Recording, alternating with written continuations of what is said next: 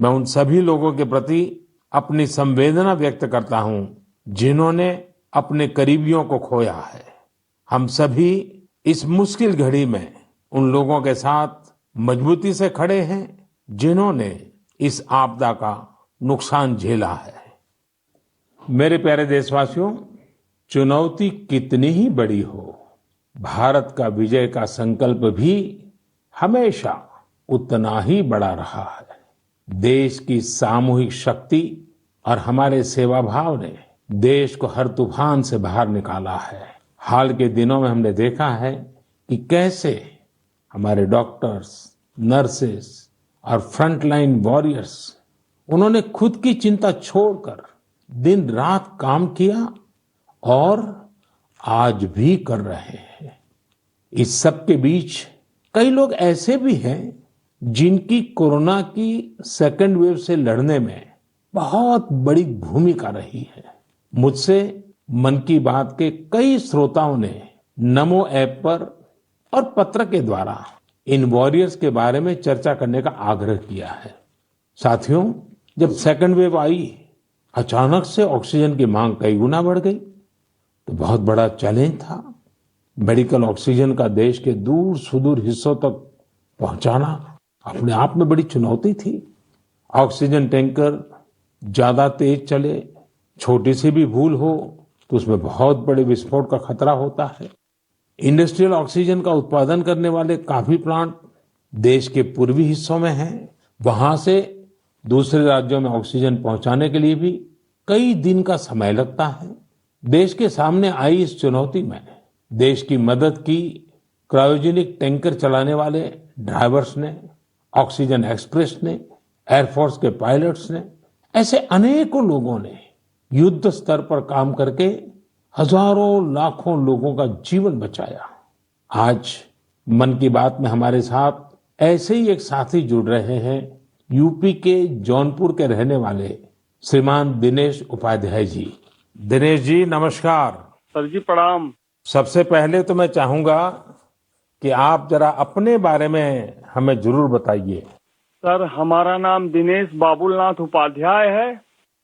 मैं गांव हसनपुर, पोस्ट जमुआ, जिला जौनपुर का निवासी हूं सर। उत्तर प्रदेश से हैं? हाँ सर जी। और सर, हमारा एक लड़का है, 2 लड़की और औरत और माँ बाप। और आप क्या करते हैं? सर, मैं ऑक्सीजन का टैंकर चलाता हूं सर, लिक्विड ऑक्सीजन का। बच्चों की पढ़ाई ठीक से हो रही है? हाँ सर, बच्चों की पढ़ाई हो रही है। लड़कियां भी पढ़ रही हैं दोनों, और मेरा लड़का भी पढ़ रहा है सर। ये ऑनलाइन पढ़ाई भी ठीक से चलती है उनकी? हाँ सर, अच्छे ढंग से कर रहे हैं। अभी बच्चियां हमारी पढ़ रही हैं, ऑनलाइन में ही पढ़ रही हैं सर। सर, 15 से 17 साल हो गया सर, मैं ऑक्सीजन का टैंकर चलाता हूं सर। अच्छा, आप ये 15-17 साल से सिर्फ ऑक्सीजन लेके जाते हैं, तो सिर्फ ट्रक ड्राइवर नहीं है आप, एक प्रकार से लाखों का जीवन बचाने में लगे हैं। सर, हमारा काम ही ऐसा है सर ऑक्सीजन टैंकर का, कि हमारी जो कंपनी है आइनॉक्स कंपनी, वो भी हमारा लोग का बहुत ख्याल करती है। और हम लोग कहीं भी जाके ऑक्सीजन खाली करते हैं तो हमें बहुत खुशी मिलती है सर।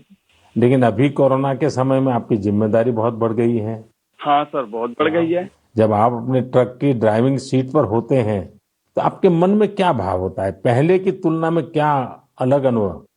काफी दबाव भी रहता होगा, मानसिक तनाव रहता होगा, परिवार की चिंता, कोरोना का माहौल, लोगों की तरफ से दबाव, मांगे, क्या कुछ होता होगा? सर, हमें कोई चिंता नहीं होता। हमें खाली यही होता है कि मैं अपना जो कर्तव्य कर रहा हूँ सर जी, वो हम टाइम पे लेके, अगर हमारे ऑक्सीजन से किसी को अगर जीवन मिलता है तो ये हमारे लिए बहुत गौरव की बात है। बहुत उत्तम तरीके से आप अपनी भावना व्यक्त कर रहे हो। अच्छा, ये बताइए, आज जब इस महामारी के समय लोग आपके काम के महत्व को देख रहे हैं, जो शायद पहले इतना नहीं समझा होगा, अब समझ रहे हैं, तो क्या आपके और आपके काम के प्रति उनके नजरिए में परिवर्तन आया है? हाँ सर जी, अभी पहले हम ऑक्सीजन के ड्राइवर कहीं भी जाम में इधर उधर फंसे रहते थे, लेकिन आज के डेट में प्रशासन ने भी हमारा लोग का बहुत हेल्प किया। और जहां भी हम जाते हैं, हम भी, हमारे अंदर से एक जिज्ञासा आती है, हम कितने जल्दी पहुंच के लोगों की जान बचाएं सर। चाहे खाना मिले चाहे न मिले, कुछ भी दिक्कत हो, लेकिन हम हॉस्पिटल पहुंचते हैं जब टैंकर लेके, और देखते हैं कि हॉस्पिटल वाले हम लोग को वी का इशारा करते हैं, उनके फैमिली लोग जिसके घर वाले एडमिट होते हैं, अच्छा, विक्ट्री का भी बताते हैं। हाँ सर, वी बताते हैं, कोई अंगूठा दिखाता है। हमको बहुत तसल्ली आती है हमारे जीवन में कि हमने कोई अच्छा काम जरूर किया है, जो मुझे ऐसा सेवा करने का अवसर मिला है सर। सारी थकान उतर जाती होगी। हाँ सर, हाँ सर। तो घर आकर के बच्चों से बातें बताते हो आप सब? नहीं सर, बच्चे तो हमारे गांव में रहते हैं, हम तो यहाँ आइनॉक्स एयर प्रोडक्ट में मैं ड्राइवरी करता हूँ। 8-9 महीने के बाद तब घर जाता हूँ। तो कभी फोन पे बच्चों से बात करते होंगे तो हाँ सर, बराबर होता है। तो उनके मन में रहता होगा, पिताजी जरा संभालिए ऐसे समय। सर जी, वो लोग बोलते हैं पापा काम करो लेकिन अपने सेफ्टी से करो, और हम लोग सर सेफ्टी से काम करते हैं। हमारा मानगांव प्लांट भी है और आइनॉक्स बहुत हमारा लोग का हेल्प करता है। चलिए दिनेश जी, मुझे बहुत अच्छा लगा आपकी बातें सुन करके, और देश को भी लगेगा कि इस कोरोना की लड़ाई में कैसे कैसे किस प्रकार से लोग काम कर रहे हैं।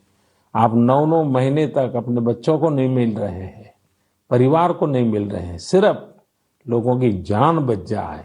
जब ये देश सुनेगा ना, देश को गर्व होगा कि लड़ाई हम जीतेंगे, क्योंकि दिनेश उपाध्याय जैसे लाखों लाखों ऐसे लोग हैं जो जी जान से जुटे हुए हैं।